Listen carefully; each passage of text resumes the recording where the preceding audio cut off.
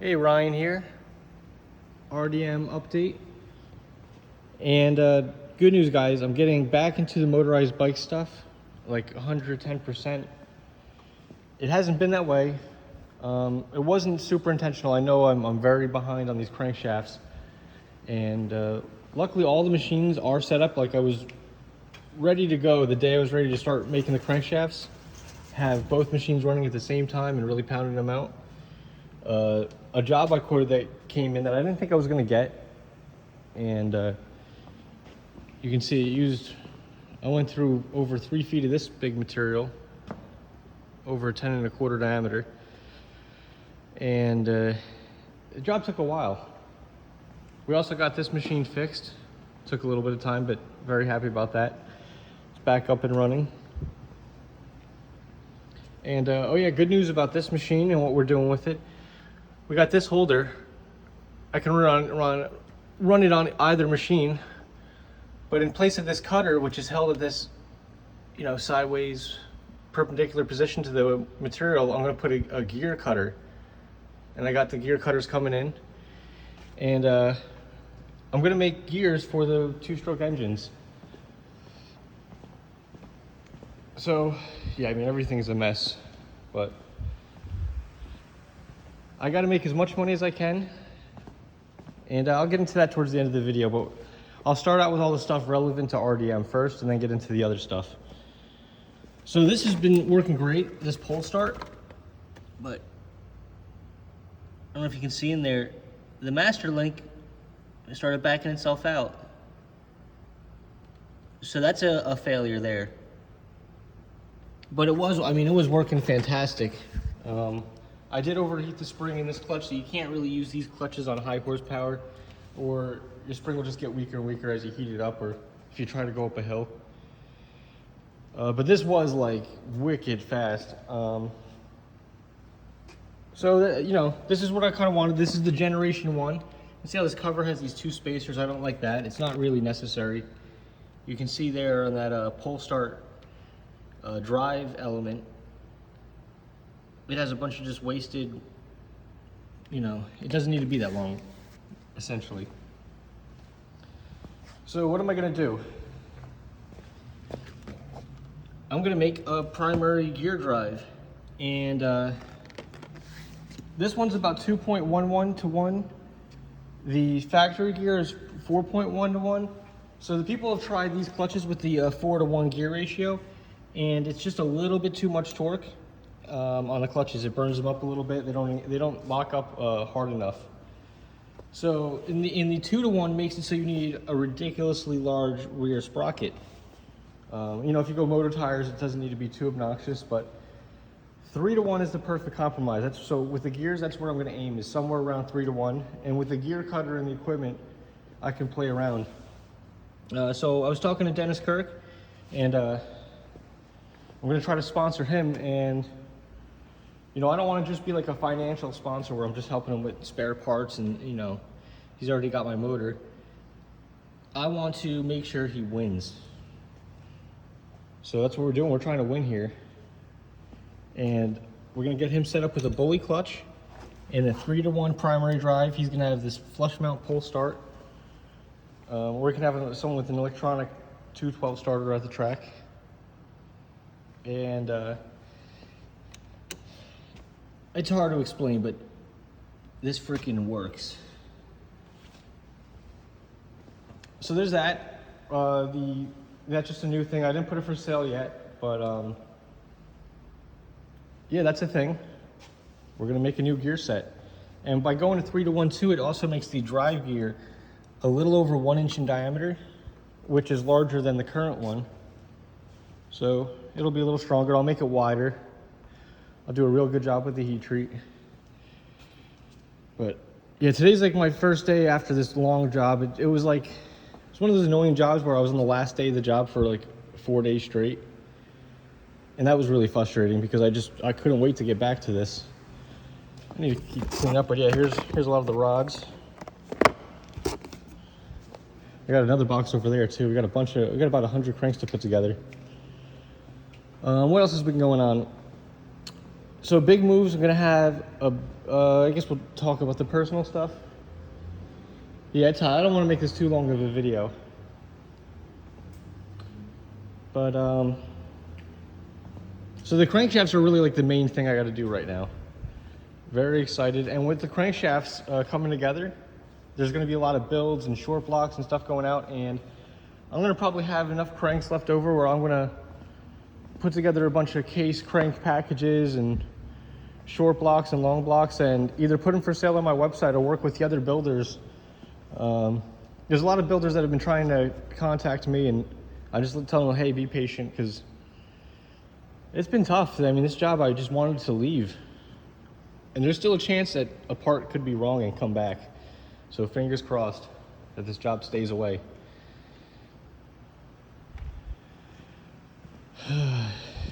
Yeah, and it's a mess. So I gotta these are the jaws for the crankshaft. These ones have to come out. But we'll get her going.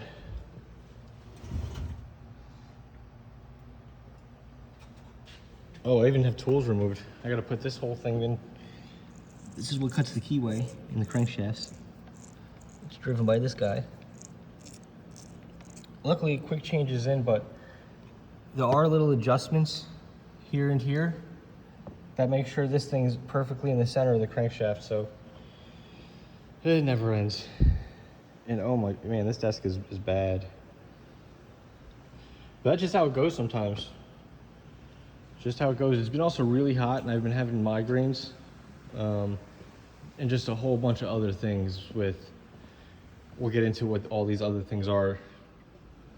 But I can't wait to get these crankshafts out. So with these crankshafts, these are gonna be the last batch I make myself, I think. So these are gonna be like super exclusive. I'm gonna go all out in every way. And I got a few different colors. Most of them are gonna be, they're gonna be mostly shiny, but they're gonna have a little bit of this accent color left. It doesn't affect the performance in any way, but I think it's pretty awesome. I wish I got more of this color.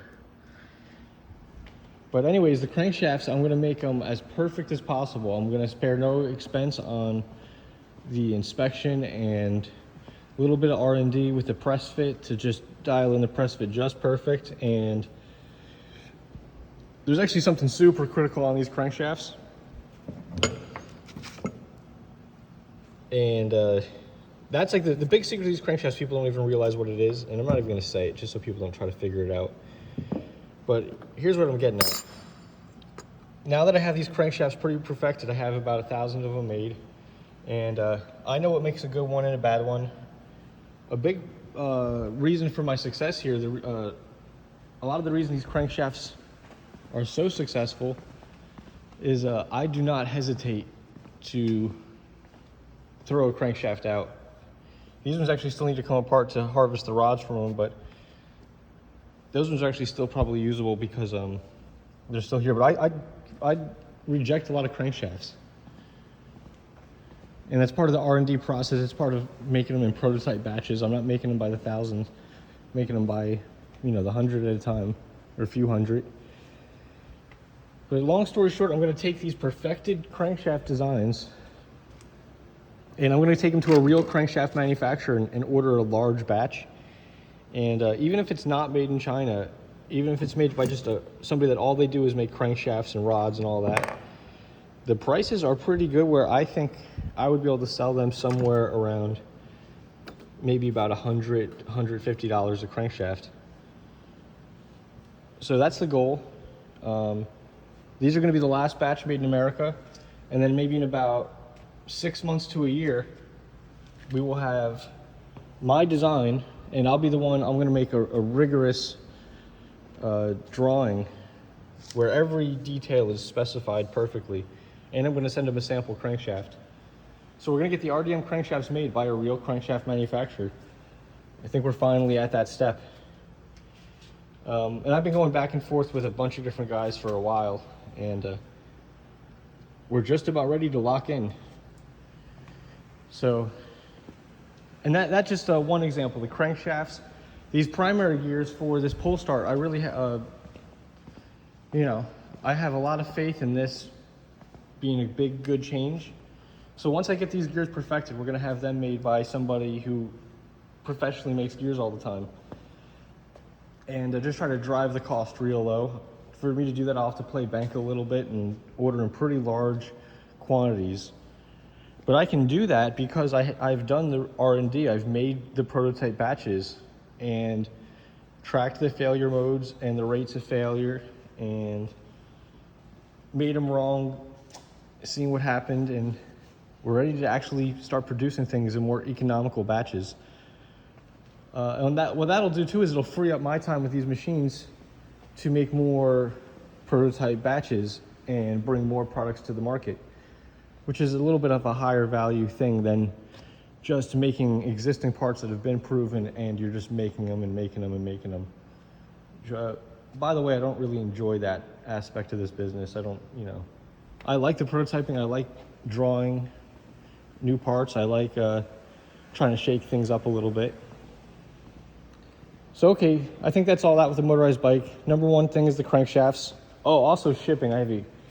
There's a big pile of shipping labels there. Very, very sorry, everybody. But like I said with this job, it was one of those jobs that like slipped through the cracks and somehow I got the PO, even though I didn't think I was. And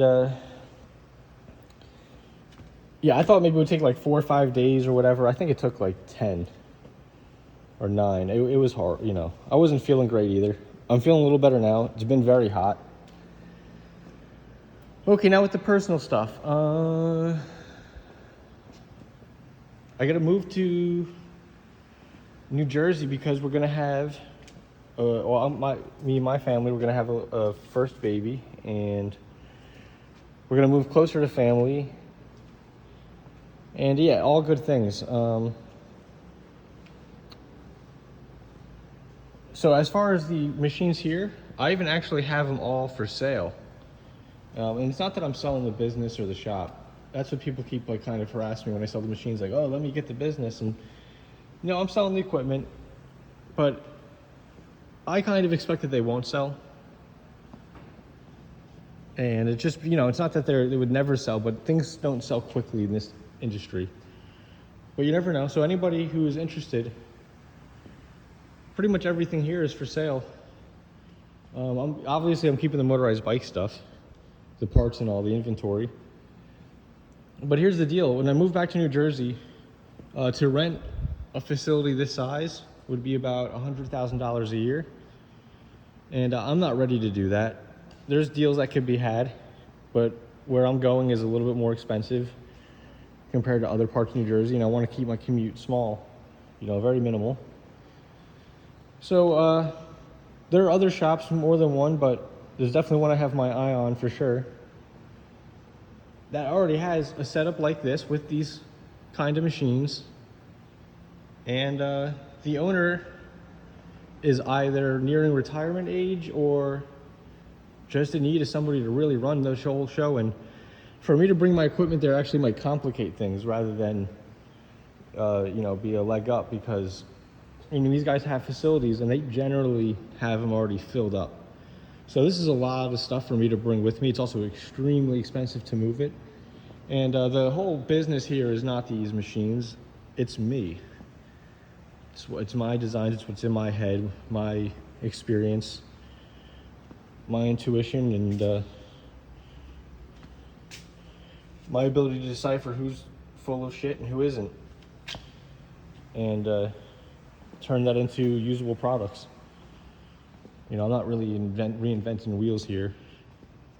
Oh no, that's exactly what I'm doing. I'm reinventing wheels, yeah. So yeah, I'm just, you know, I'm able to tell which experts are the real experts and who is just stroking themselves. And turn that into usable parts for your motorized bicycle. So everything's still going, like all the pre-sales, all that's still going. I'm gonna be here for at least another 4 or 5 months. So all the pre-sales, all that will get more than completed. Don't worry about that. The one thing in question may be about not getting finished here. I might have to tone down the ambition level on this hybrid engine. The 4-stroke is actually it's in another box, but there's the electric part of it.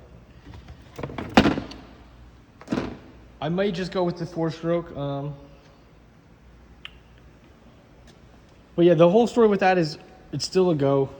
The pre-sales are not really coming in through that, and I didn't expect they would. But that gives me more flexibility to stall that project. And where there is an actual need right now is Dennis Kirk wants to race, and I want him to win. So I'm going to put the gear cutter on here, and we are going to make gears. Like I said, either machine can take it. This machine's a little bit large to make gears on, but you could do it. And we'll have a lot of fun heat treating them, and I'll do a we'll make it work. And yeah, I'm having a lot of fun actually doing the math on the gears. And so here's something interesting about gears. You can actually play around with the form of the tooth on a given gear and slightly adjust the diameter without changing the number of teeth or the type of gear it is, like the pitch of the gear tooth, or, you know, which I found pretty fascinating. And in some cases, it's encouraged, like on the small gear, if you actually do something called a profile shift on the gear teeth, and you basically keep the same number of gear teeth in the same shape, but you just slightly shift them outward, it makes for a stronger gear. So yeah, I'm going to be playing around with that. I'm going to try to make a gear set that does not break. I am going to be making straight tooth gears, so it might be a little noisy, but these are loud race bikes to begin with. So yeah, I'm pretty excited about all that. I'm going to try this reed. I have the, what is this? This one's the 12. I have the VL14. Which one is this? Okay, no, I have the VL12 in there now. And I put these Boyson tight style dual flap reeds. And I want to go and try this VL14 on this setup. So, or I might even sell it, but yeah, like I said, we have a bunch of engines going out. Somebody's been waiting a very long time. I did talk to them a little bit and see where they're at. And basically, there's a lot of people that have very delayed orders, and I'll do what I can to try to throw in a little bit extra. Like I said, now that I have these jobs cleared out, I'm going to try to quote anything else that would really interfere with these crankshafts and other stuff and other pre-sales. I'm going to quote it kind of higher, so if it comes in, it's going to come in a little bit high. I do have like one company, like a roofing company, that really wants me to realign all their machines to do the sheet metal work. And they're really nice guys, and I don't know, I might have to go spend a day over there and maybe interrupt this motorized bicycle madness going on. It is also very hot in here. But yeah, that's the update, guys. Very sorry about the late shipping and the additional delay in the crankshafts, but you know, I do need to move to New Jersey. I'm gonna have a kid, and yeah, I'm you know, it's tough.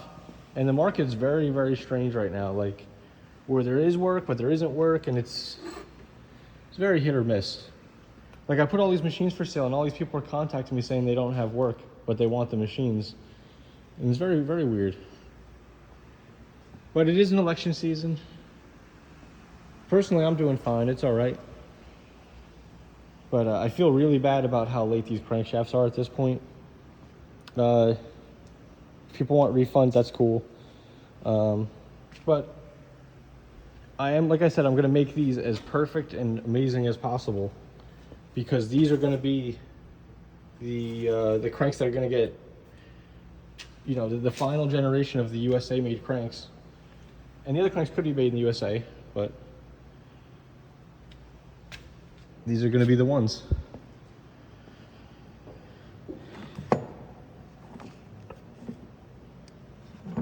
And so one thing I'm not 100% sure on in the future, should I ever try the China style ignition mount, or should I stay with this KTM 50?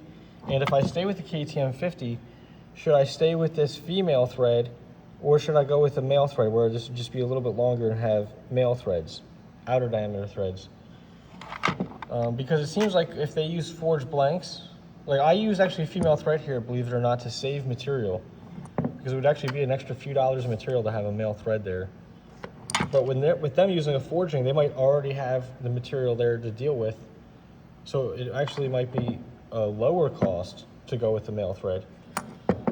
So that's some things we're going with. You know, potentially we can even go with the male thread on this side too, but that might interfere with the puller operation. So scratch that on the drive side. Anyways, thinking out loud, I shouldn't be doing that, giving people too many ideas. But also, I guess there's general chat about the industry. I'm very happy about all the other vendors and how they're keeping this. Like, even though I've been having to deal with a lot with just a big rearrangement in this whole industry, yeah, everyone else has been keeping this industry going, and I'm happy. It's very proud of this hobby and what it's become and where it's going. I do need to reach out and talk to some of the other vendors and yeah, just chat. I want to do some more ride outs with people that aren't vendors and get some more bikes going. I want to sell this one and make more of a cruiser. Just because this one, I don't know how to explain it. It's so freaking fast. Like, the bike is fast. Actually, I think I have somebody texting me that I kind of been like, just not answering. I think they want to buy the bike. So maybe I'll stop ignoring all my messages. And it's not that I'm ignoring them. It's when I know I'm behind a deadline, it's like I need to get this job done. I just will tune out anything motorized bike related and just like, I'll get to you and I, you know, finish this one chapter of work and then get onto the motorized bike fully. So that's where I'm at. Today's like my transition day. You know, in theory, I came here thinking, oh, I'll get the crank set up and I'll be running them right, you know, have the machine start loading these jaws in, loading that tool holder, freshen up the programs, make sure all the tool numbers match up. But I don't know if you guys could tell, the shop's a freaking, it's like, yeah, like that shouldn't be on the floor.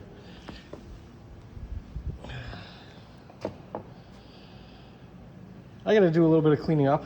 If I run the shop with it this messy, I will make mistakes. It's also extremely hot, so can't win here. But yeah, thanks everybody. Everyone's been like ridiculously patient. I can't even believe it. Like in the past, everyone used to really hound me, but I have zero complaints. And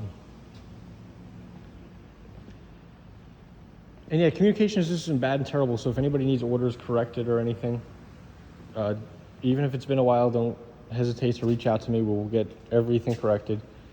I do like tying up loose ends. I don't like owing someone something, or they ordering two or something, I send them one. I don't like that. I like to correct it. I don't mind you posting in the group. And just ignore the people that say, hey, don't post that here. No, you should post it there. Because you know, the messages, I just get overwhelmed. It's to the point where I get too many. I will go through them sometimes, but no promises with the messages. Like I gotta somehow limit my time on social media. But anything else anybody else wants to talk about? I'll try to post the crankshafts getting made because it is pretty cool looking. But yeah, I needed to do this update. And also, okay, so with me moving to New Jersey, the final thing, I do have a lot of stuff. I already told you I want to sell a lot of the machines if possible. But in this market, the work is kind of, we're at a low point in this industry where the work is not as robust. There's a lot of people saying they don't have work. Some people say they have a lot of work. But long story short, the machines, their value goes up and down, and right now it's at a very, very low point. So even with me putting these machines up for an attractive price, all the potential buyers out there are getting kind of like signals from the market saying, slow down, stop buying stuff. Not everybody, but that's generally what I've been getting. I do have this stuff for sale. But the motorized bike stuff, same thing. I'm going to put it all for sale, discounted. I would like to sell as much stuff as possible just to make this move go smoother, you know. You know, if I get in any tough situations, money always is something that can help. So yeah, the bike's for sale. Everything's gonna be for sale pretty much. The one thing I won't sell, and everyone like harasses me asking for, I'm not gonna sell you all the drawings of all my stuff and have you make it. And mostly because I'm gonna keep making it. I don't plan on stopping making motorized bike stuff.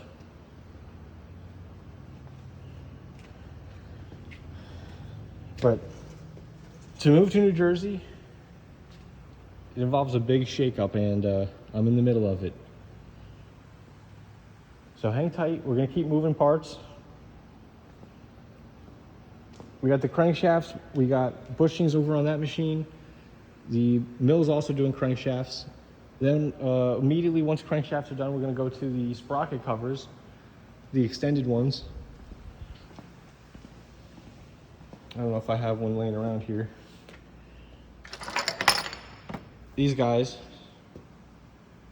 and this is the short one. We'll go with the extended one. Drive sprockets. A lot of the drive sprockets are out of stock. A lot of them are still in stock. These guys here.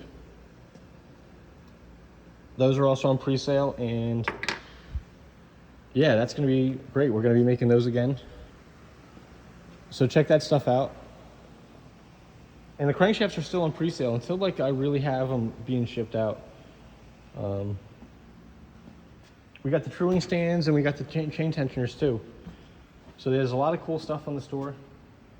And I want to get the crankshafts running and don't want to sacrifice any time to slow that down. But once I feel like I have a tiny bit of breathing room, I might relist this Polestar kit with as a pre-sale with the straight tooth drive gears.